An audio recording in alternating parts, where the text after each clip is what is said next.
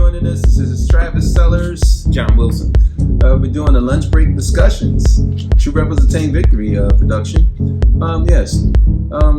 Today we're going to discuss some of the great topics of voting, the black voter, and the Democratic Party.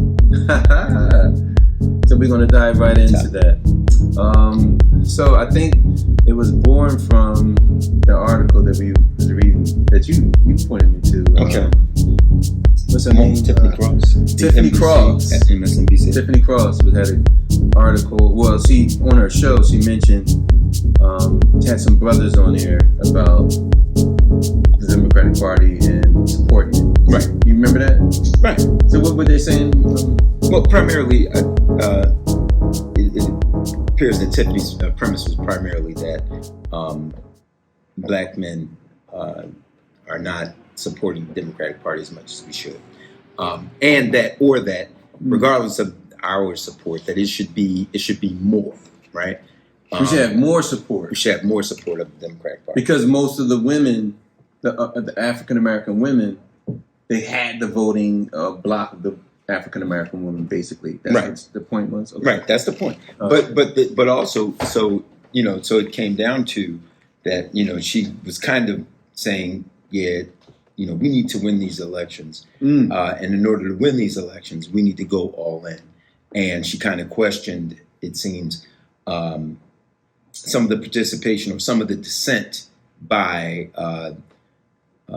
influential African American men who said, "Hey, I'm not wholeheartedly supporting the Democratic Party, and for whatever reasons, I don't think that they're, supporting us, or I don't think, we've got support here."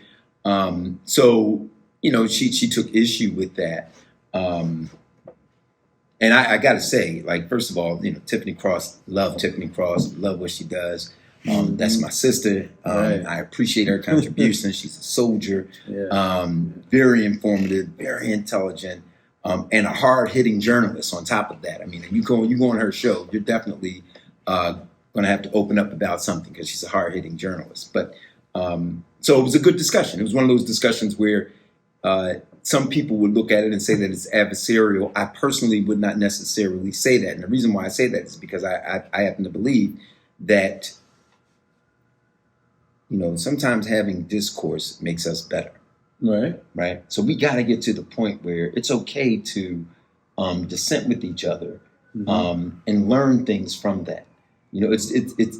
It's. I remember an old saying one of the brothers used to say to me. He used to say, "Listen, man, if we agree on everything, one of us is not necessary." Right. And so but why do you think that?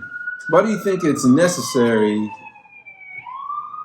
to even have I guess black men and black women being on the same page as it relates to the Democratic Party? Why do you think is there any benefit that we're getting from that? So I would say yes and no. Right. Okay. So I would say there is clear reasons and evidence why there should be dissent. We should be looking at any other alternative for the Democratic Party. We should be looking for other answers as to what is going on. And the reason why we have to do that is because there are lots of initiatives that are still on the table that don't address concerns in the black community, and oftentimes specifically for black men, quite frankly, right? So one of the things that came out was that you got to remember, man, black women absolutely support the Democratic Party, right? Something like 90% of the black vote of the black African American vote goes to the Democrats. Wow. Females, 90%. But the second highest one is black men. So in terms of the overall voting universe of people, we're voting. We're still voting for Democratic Party, and black men still heavily support them, right? So the bottom line is that doesn't always return in kind. What's happening is that it begins to look like I say dissent is good, and I believe that dissent is good, but it also begins to look like we're coming against each other. We're having this thing where it's black male versus black female. Where the black male is being demonized in the sense that, and being set up to look like, if Democrats don't make progress in the midterms, it's because of black males, right? So so I remember Stacey Abrams mentioned that, if black men vote for her, I think she said like 90% of black males vote for her, then she can win. In other words, it's almost like saying, if that dissenting number doesn't, I lose. It's because of black men. That's not true, right? Yeah. Now, I don't think so, and I know that there are lots of brothers in Atlanta, in Georgia, not Atlanta, but in Georgia in general, that would support Stacey Abrams, and I'm one who supports her too. So I do think that we have to have some dissent, but I also think that you think it's some benefit. Oh, absolutely. You got to look. Hey, man, listen. Bottom line is this. Unfortunately, and I get what Tiffany was saying. What Tiffany was saying was, listen, she actually had a quote. I forget what the quote was, but it went something to the effect: if you end up, your oppressor benefits from you not voting in a block like that, right? So like your oppressor begins begins to benefit from us not doing that. But at the same time, it's one of those things where the people who we're voting for also, for whatever reason, once they've gotten our vote, they tend to neglect black men. Like what should always be on the table and what has not been on the table is still social justice. I get all the other stuff. I get that. I get the economy. I get that the insurrection and democracy. You're right. Those things absolutely should be on the table. But what also should be on the table, and we should never take a back seat, is social justice and police reform. Because the only ones in this country that are dying from lack of police reform are black men. Period. So that's always got to be on the table to me.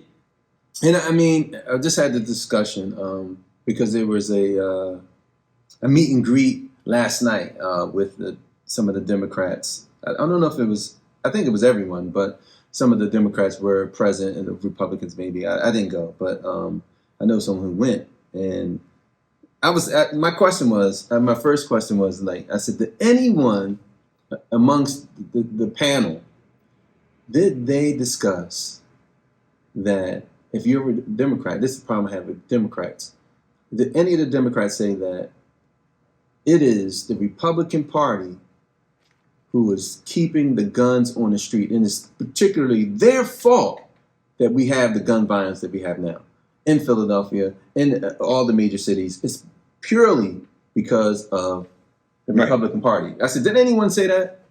She said, no, then anyone said. I said, that's the problem I have with the Democratic Party, is that they are not competing, that they don't compete against the Republicans in all their toxic ways. There's no other pushback against them because they are messing up. It's a lot of things that they're doing wrong. I mean, it's not only just the abortion rights. That's one. Sure. That's absolutely. One. But things that are dire situations, I'm not going to say, abortion rights is not dire, but people dying in the street, I think is a little bit more of a... sure. And that's much more immediate, right? I think it's immediate need. Right. But we don't even address it. We don't address it. And and that's another thing too.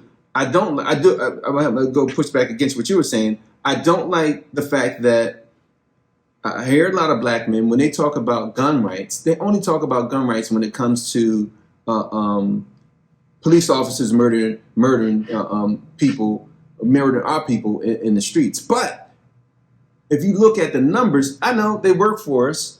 They're not supposed to do it. It's part of their job. It's part of the systemic oppression. But the other oppression is that there's so many guns in the streets amongst us, and we're using them against each other.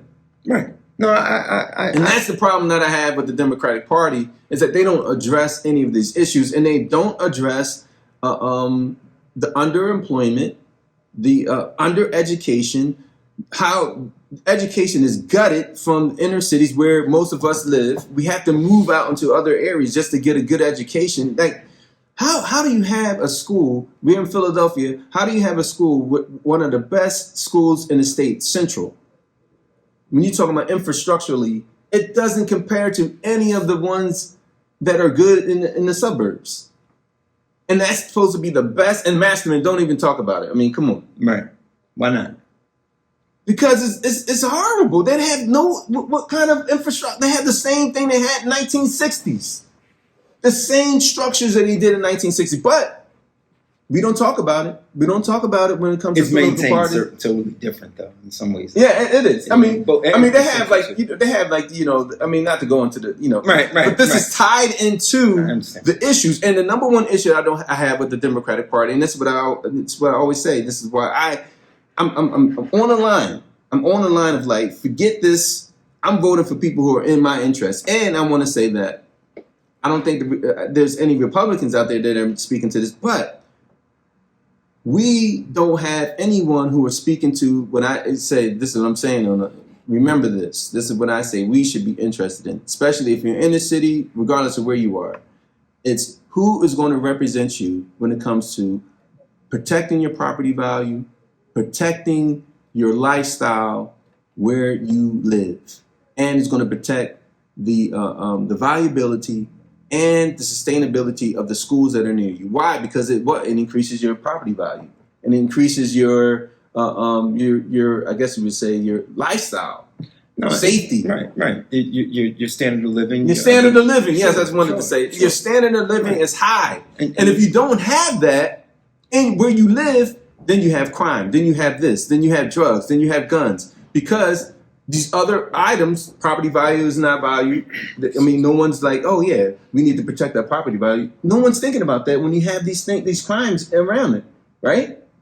See, only when gentrification comes in, then we're about property value, or we're about value, making sure that our parks are good, right? So that's the people. We would need people who are going to be speaking to this, even if you have poverty mindsets. You have to address the people in poverty mindsets because they don't know. They're outside the game. See, we need people who know. Well, we need people who know. But and I think to your point, you spoke to quality of life issues. Yeah. Right? Yeah. You spoke to quality of life issues in the community, property values and things like that. The other side of that, on the flip side of that, to some degree, in the political spectrum, is that part of the reason, and this often comes up all the time. What's that? But the hypocrisy of the Democratic Party. Oh, that's what I'm talking about. And that's the issue. Yeah. Right? So the issue is oftentimes, one thing about Republicans, right now, there may be some people that are conservative or Republicans that may even have fairly decent ideas. The unfortunate part about them is they've become a very homogeneous party. Right, so they at this point they're very homogenous. If you don't, the one thing that makes you a conservative nowadays, and that makes you a Republican nowadays, is if you can walk lockstep behind Donald Trump and his agenda. Either you do that and you're one, or you don't and you're not. Period. There are no Republicans. You can't be a viable candidate in the Republican Party if you don't do that. Regardless of who you and I know, we both know other conservative people who do happen to be Republicans, right? We know we both know them, but we also know that if those same people decide that they want to use any other agenda outside of what Donald Trump's agenda is, and those who are lockstep with him, then they are not candidates. That's the Republican Party. So I guess that's why it makes it. Well, that's why it's easier. It weakens the Democratic Party. Right. It weakens the Democratic Party because the Democratic Party has to take into consideration, but it really doesn't weaken it. It doesn't weaken it. It's the hypocrisy of the Democratic Party to have this group that is traditionally very consistent in its support and is also very consistently often neglected in that support. Right. And that is the bottom line. And part of what happens is that you have these people that have these that profess these wonderful progressive and liberal platforms, right? Who personally don't live that way, right? So they profess all of that stuff, right? So, like, to your point, you may have some great people that are out in the counties that are liberals and Democrats, and as soon as, like, I remember our brother Malik Al-Shabazz used to say, Malcolm X used to say, they profess all of these things about liberalism and equity and stuff like that, but as soon as you move on a block, a for sale sign go up, right? so and that's the Democratic Party, right? I was looking at this movie. I've caught a little bit of it. I didn't get an opportunity to see it. It was Guess Who's Coming to Dinner with Sidney Poitier. Oh, right. And in that was in 1967, Yeah. old school, right? But one of the things that is said in that movie, which is relevant right now, was all of them with the protagonist or antagonist, I guess, character who the white dad who was like, well, I'm totally against it. Mm-hmm. Their thing was, oh, your daughter is responding to the way that you were raised, the way that you raised her. You raised her in a very liberal home. You had all these great liberal values. Right. That's the Democratic Party. Yeah, I have all those liberal values, but I don't want her to be marrying no black guy. I didn't say do that. Right. I just said, maybe that is it's just this, very esoteric concept that sounds really good in philosophy class. Right. Hell, and may even sound good to get votes, but it don't sound good enough for my daughter to marry her. That's the problem with the Democratic Party. And A, that it's all white. B, that it's all old. So you've got these old people and old white people trying to relate to a very diverse group of people, and a young and often more diverse in terms of culture and race electorate. It's tough for them to do it. And I think also when it comes to like when you have like Stacey Abrams who was running for office, my sister, wonderful. She's at least pushing an agenda that's centered around our needs, right?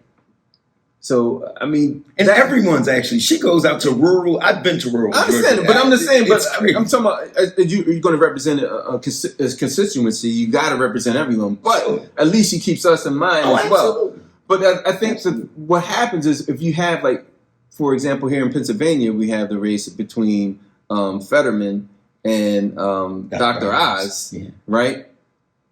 It's becoming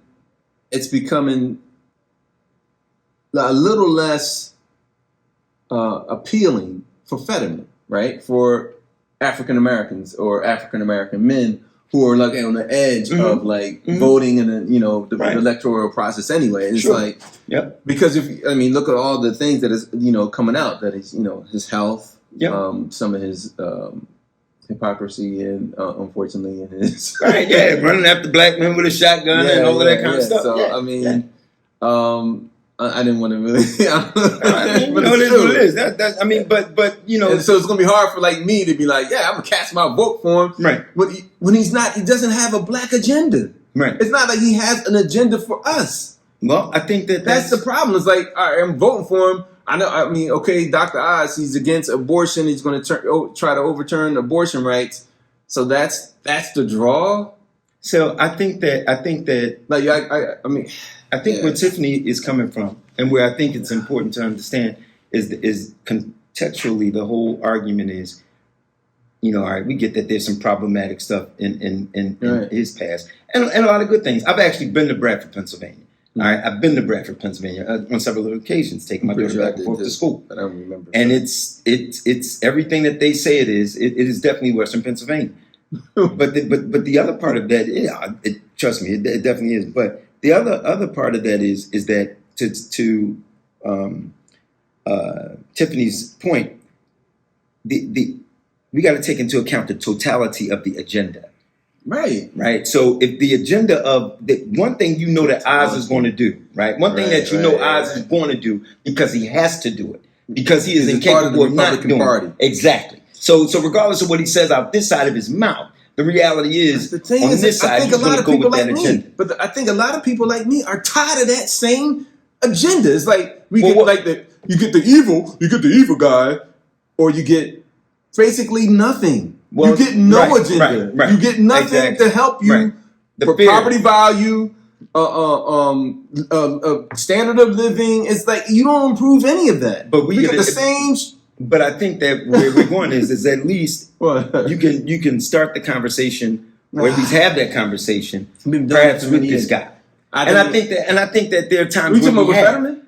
Yes, I think that we have. I think that I think that we can at least have that. See, if you vote as we vote, that should give you a seat at the table, and unfortunately, all too often it doesn't. And that's what remember what I said to you earlier this year, right? Remember earlier this year, after Biden got elected, after a few months, I was like, as he began to start going through some of his initiatives, and things on the table as priorities, Right. I didn't see us being much of that priority when we know, absent the African American vote, that guy is back at home on the ranch somewhere enjoying the rest of his life. Exactly. Right? And we know that. Like, that is a fact. I think that about everyone. And the truth of the matter is, Stacey Abrams had a lot to do with that, right? Stacey Abrams was a major component in galvanizing the black vote, even at the point where the black vote was somewhat not interested in Biden at that point, or at least we're at the same point, right? So we're at that inflection point again. But again, it keeps happening over and over again. So I mean, I don't know. I think that it says, and then think about this. This is what I would say. I always say, like, what could be, right? But that's hard. If Fetterman or anyone like that who are running for office that are Democrats and they have a large constituency that are African American, if they came out and said two things. First, I must say this: reparations. We're going to make that a real discussion, not just a research. We're going to make that thing happen. Right. Why? Because who cares about, like, and then the thing is, I'm sorry, going to the reparations, but who cares about, you don't know who's African American? That's bull crap. That's bull crap. I don't want to hear it. Reparations has to be on it. If you talk about reparations and you talking about the Republicans suck on gun laws and we're going to protect you, we would actually vote. We're going to change your schools. We would vote. I mean, it's a no-brainer, but they're not saying any of that. Well, they're not changing anything that in our condition. Yeah, you got to so remember. It makes it hard. Right. So you got to remember that part of where he's coming from. So he's got to get a certain amount of white votes too, right? So coming from Western Pennsylvania, he's got to get a certain amount of white votes. Do you want to know why he doesn't rail against Trump? Because he's in Trump country, right? Yeah, so the reality is he's Trump too. Right. So he's walking around in sweatshirts. Right. So he's literally like one of them. He understands that way of life, right? So even if he's someone who doesn't align with Trump in terms of his policies, the reality is, and as repulsive as they are, and his agenda is, he can't say that because a large part of the white people that would vote for him would say, hey, don't demonize him. I may not vote for him, but if you demonize him, I'm voting for him or I'm not voting for you. So he can't even say that, even though that's the case, right? Like, around, this is a guy that fomented insurrection in the country, stomped on the Constitution, didn't give a damn about democracy or the republic. This is a guy who's demonstratively one of the most vile, repugnant, ignorant presidents in the history of the goddamn country. Right? He goes way back. He's like the worst person on fucking earth. But the bottom line is, it really is, man. He is like he is a disgusting, vile creature, right? But as disgusting as that is, and as easy as it should be for people in Bradford and Western Pennsylvania to recognize that, they relate to him. So even this guy who knows that, he knows that, like, it would be the easiest thing on earth to say, don't vote for that guy because he's vile, this, that, and the other thing. But he represents white male privilege and manhood, so he can't say that. Well, to me, it's like you don't even have to do that. To me, it's like have an agenda. Ordinarily, you would. Ordinarily, you would say that, right? Ordinarily, if you got a villain, you call the villain out. But he can't call the villain out because they won't support him. No, because the thing is, like me as a black man, African American man, my values.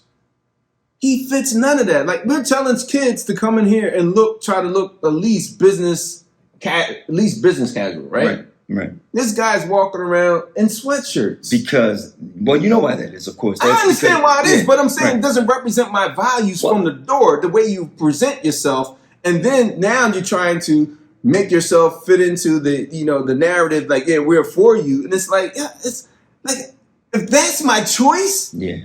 I'm like everybody. I'm telling you, there's people out there who are like, one thing is forget for sure. that. Forget that. If that's my choice, I'm out. One thing is for sure. I'm out of this joint. I need somebody who's representing at least something that I value. Well, I would say this. One thing is for sure. Yeah, Dr. Oz is as inept as he is, or as he proved to be early on as a candidate. He's correcting some of those things. He is. The truth of the matter is, this should not be as close as it is. And part of it is that because you got another white candidate. Exactly. And he's got health issues. Right. So no, I mean, and that should not be an issue. but he can make it an issue, right? And he's making it an issue. You know who's amazing though, and who eventually, if this guy, God forbid, ever becomes like, incapacitated or something like that, and she has to take over. His wife is amazing. She's a cool person. Oh, whose one is that? Fetterman. Fetterman's wife is cool people, man. Okay. Very articulate, very sharp, camera ready. She hits the talking points really well. Okay. So she's someone, if she were ever interested in taking over for him at some point, if that ever happened, and God forbid, I hope it never does. Right. Or she could, eventually go into politics or something like that herself. She really is, I think, and could be ready for the moment. But back to Oz, that dude is learning from his mistakes, and he is touching all the right points. That guy, he goes to Kensington. Oh yeah, I seen it. Yep, I seen that. I was like, he talks about drug abuse and how it impacts our children. He sure did. He had a black woman up there talking about how she personally was impacted by the violence in these streets. Right. He's mentioned that, right. And it's important that regardless of what is going on with Fetterman or what he did in terms of like in context about like he pulled the shotgun on the black guy that's walking on your block. I mean, of course that's messed up. But we don't know why he did it. You're a white guy, you see a black guy on your block, damn right, pull a gun. I mean, that's what they do. Right. The bottom line is, which is fucked up, but I mean, it is what it is. But the bottom line is this, that even that is something that if he came and talked about the violence, the gun violence in this community, that could be something that people would say, oh, he gets it. But the fact that he doesn't address it means that's my whole point. It keeps people on the fence a little. Thank you. And that's my whole point, is that the Democratic Party, if you want our vote, if you're saying that black men are not involved, it's because you're not touching our emotions. You're acting as if there's other people you believe it, that we don't have emotions. That's so ridiculous. We have emotions. Of course we do. No one is tapping into our emotions. No one cares about our emotions. Right. And you can't even talk to me and speak to our needs. You know what I said? Speak to our needs. Oz actually, and then you want our vote, and I don't want to. I don't want to sound like a commercial for Oz. I certainly don't. And I'm not. I'm certainly not. That's what I saw too about Oz, and I'm like, yo, he's whipping Fetterman's But not butt. only that, he actually mentioned that he started I think it was a foundation or a fund to help educate more black doctors. Now you and I have been talking about that, right? We've been talking about that, and the importance of having more African American doctors. He actually has a foundation for that, right? And it's paid for. It's paid for the education, right? They paid for the education of young African American people who want to go into medicine. So now, I mean, like almost on that issue alone, if it were not for the fact that I know that his agenda, that's our platform to get more. We said it on the show. We need more black doctors. And matter of fact, we don't need more running backs and quarterbacks. Right. We don't need them. They're getting concussions and all that. We need people who can repair concussions, people who can treat that. Right. We don't need people to get contribute to our society and contribute to our nation at a higher level. I get the entertainment piece. Listen, man, that should be a small portion of what it is that we do. And it is. And that's indicative of the problem. We have to talk about that. They're not more. We will. We got to.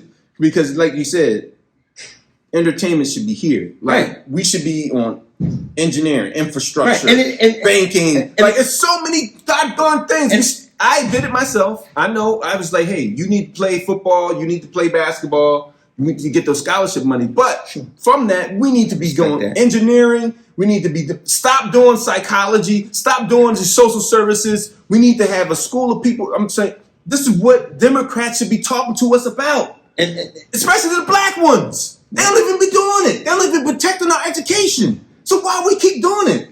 Well, I'm sorry, I'm hyped because this is crazy. I think that's good. I mean, man, for us to be able to show, for us to be real about our feelings and about that's a good thing. We need to have that. I mean, the bottom line is, okay, so what? We show that side of ourselves. We're human. We should be able to say, I'm not feeling this. Right. You know what I mean? And I'm not feeling it in whatever way that it comes. So I'm pointing at the camera. I'm yelling. I got veins on my neck. You know what I mean? That's the way it should be. That's where we are. Because here's the thing. Honestly, there are other brothers like you and I. Mm-hmm. There are other brothers like you and I who may not be saying it, or maybe sitting at home talking with their friend, might be at home talking with their wives and saying, be quite honest with you, baby, I don't know. I'm out on politics. And you and I even had that conversation. We was like, look, bro, I know. I'm out on politics. I You said it to you. You said you was out on it, and I was trying to convince you. Right. And I'm out on it because I don't see, like you said, that there's a platform for us that addresses, you know, things for black men. And we support. We are a huge part of this electorate that if we don't vote, they don't get elected, period.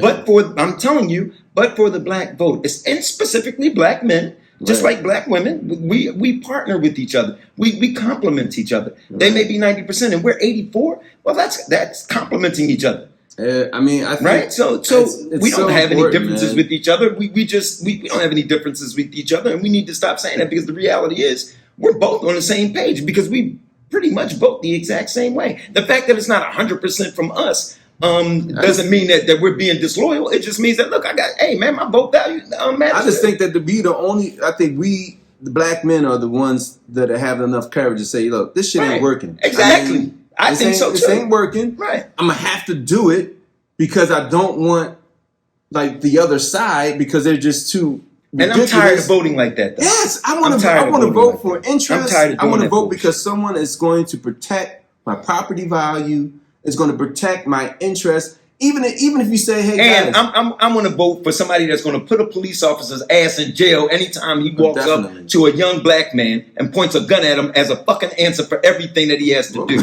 There's something basically wrong with that. Hey, there's something basically wrong with the way that people police in this country, where the only answer you have is at the barrel of a gun. And recently, even not just in the black community with young black men, even other communities, other races are beginning to see that the only answers that these police have are at the barrel of their guns, and that they are ill prepared to handle people. And that's what's wrong. Now, it doesn't work out for us, but it's also now beginning not to work out for them. But because they have powerful unions and because they have powerful political connections, all of these things never change for them.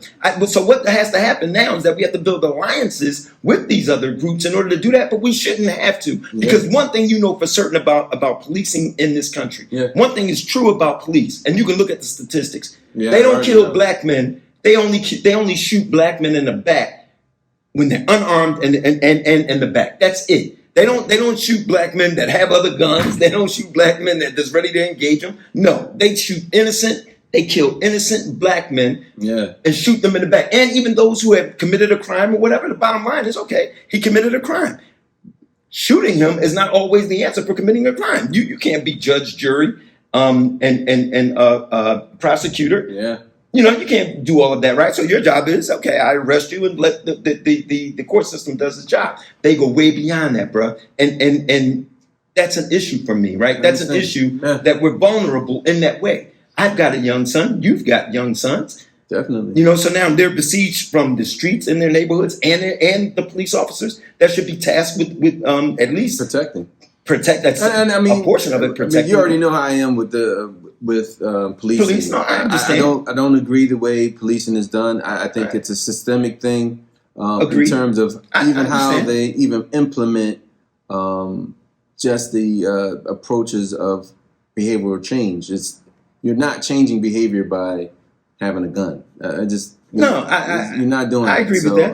I agree with that. I think that, you know, if you're going to have like police, if you're going to keep that term, I think it's ridiculous. But if you're going to keep those terms, I don't even know if anybody who is in political office can even have the courage to even say, look, let's change this. I don't think there's anyone out there. I think like you said, the union's too strong. Right, but you know what though? I don't see. That's the thing. Policing is in my the worst concept ever in life. I think that it's necessary, right? So I think it's necessary. Right. I think it's not. No, well, I mean, only because I only can see it from the historical perspectives to what I see now. So what I would say is I've seen other police departments and other for example. This may not be the best example, but it's not the worst example. When I was living in Upper Marlboro, Maryland, which has a large sounds like a place where you can get shot as a black man. I mean, it's not Upper Marlboro. Upper Marlboro, I don't know anything about it, but go ahead. But they had a large black contingency on the police force. Right. And the interactions that I've had with them were always pretty decent and positive. And the communities that they served, I think, reasonably kind of felt the same way. Now it's limited, and I'll give you that.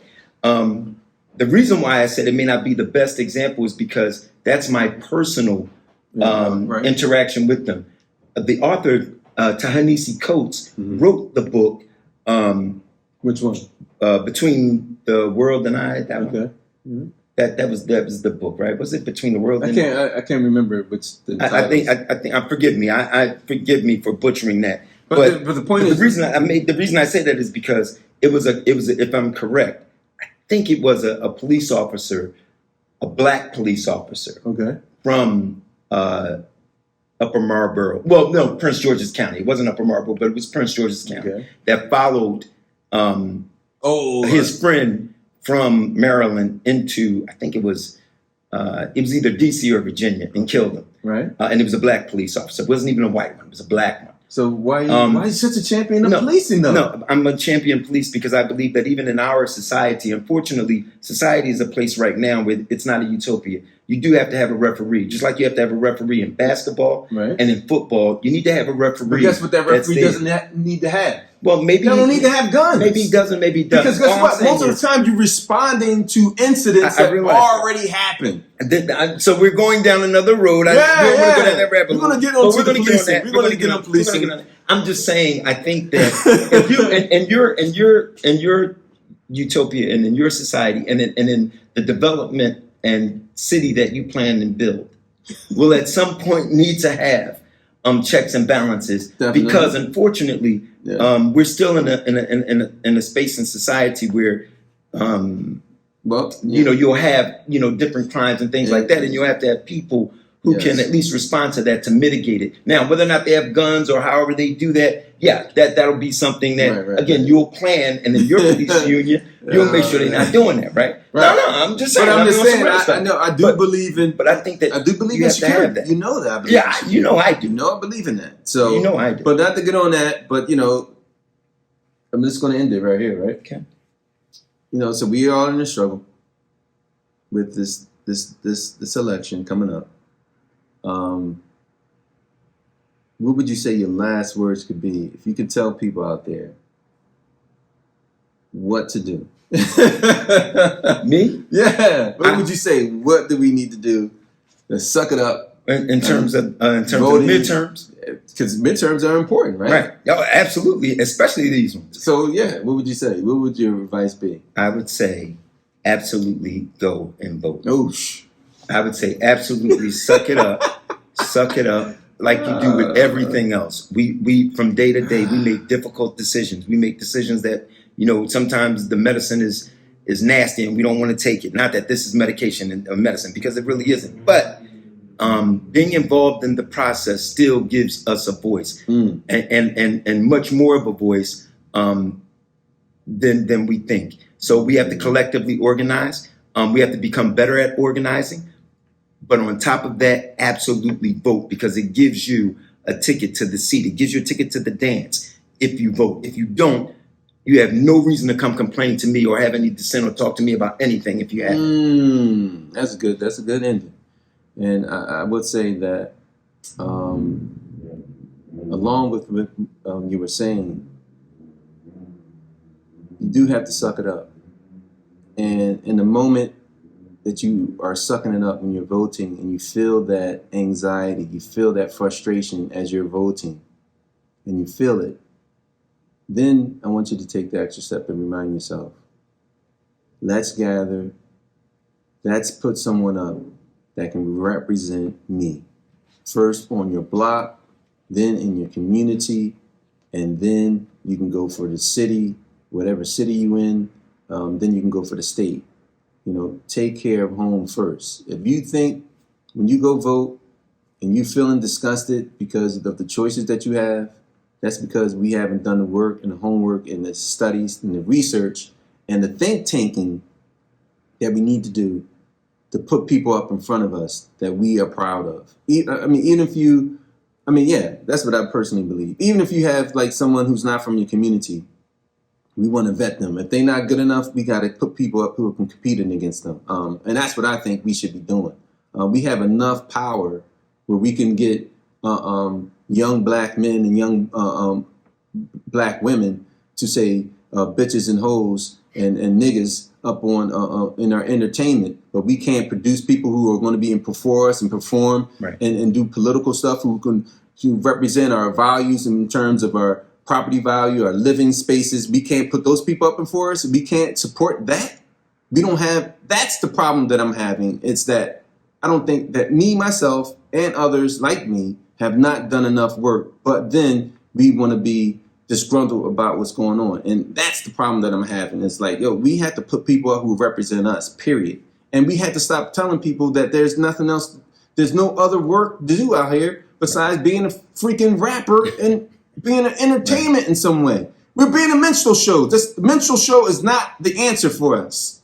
We need to own the minstrel show if we're going to be in it, in which we're not, because we have other people who are owning it, and then we're minstrel shows for them.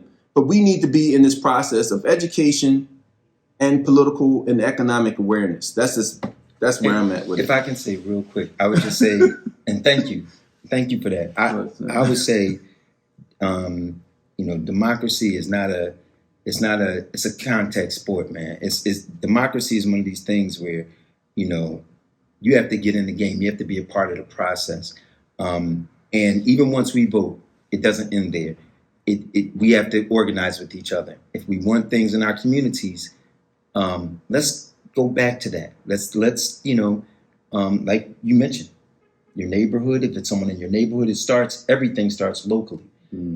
So that's the other part. You vote, and then you organize, and that's how we get things done. We've got to begin to do that. It's not a spectator sport. Democracy, you work in it. It's not a spectator sport. You don't buy a ticket and sit on the sideline. You get your ass working with it. Right. Well, if you're listening, we thank you. We appreciate you. We appreciate your time. And when you join us, we want you to get something out of it. Pass it along. So if you like what we're saying, like it, respond to it, share it, and also you have to subscribe to us at Two Rebels Attain Victory. We also on Instagram if you want to chat with us on there as well. Awesome. Mr. Wilson, he's totally out of social media, so it's basically going to be me. I just don't. So we'll have to talk about that. He and he's been on me like for years about this, so we'll see. Regardless, we appreciate your time. Thank you. Peace and love. Thank you so much. Peace.